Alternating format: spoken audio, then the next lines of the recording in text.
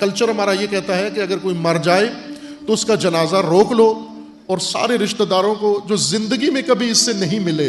جنہوں نے کبھی اس کا فون تک نہیں کیا، کبھی سلام تک نہیں کیا، کبھی بیماری میں اس کا حال نہیں پوچھا، اس کے بچوں کا حال نہیں پوچھا، ان سب کو بلاؤ، بہنوں کو، بھائیوں کو، چچا کو، ماموں کو، فلاں کو، دور تک نانکے دادکے سارے بلاؤ، اور وہ آتے ہیں، بڑی پابندی کے ساتھ آتے ہیں۔ وہ بھی نہ میت کے ساتھ ہمدردی ہے بلکہ تہذیب،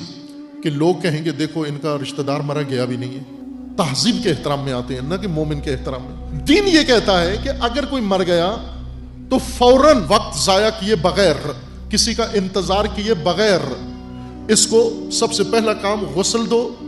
کفن دو، اور فوراً اس کو جا کر دفن کر دو۔ تہذیب یہ کہتی ہے کہ آخری مہمان کے آنے تک اسے محفوظ کر دو،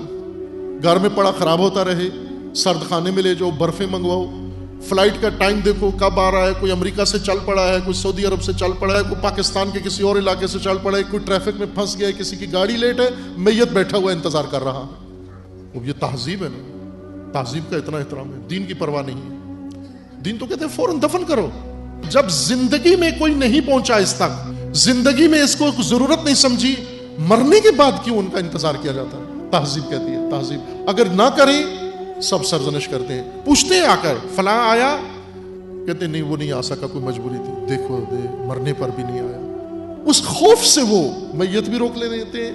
اور وہ نہ بھی آنے کی پوزیشن میں پھر بھی آتا ہے کہ بھئی جانا تو پڑے گا، اگر نہ گیا تو لوگ گالیاں دیں گے، کیونکہ تہذیب کا تقاضا پورا کرنا ضروری ہے۔ دین کا بے شک چھوٹ لیں۔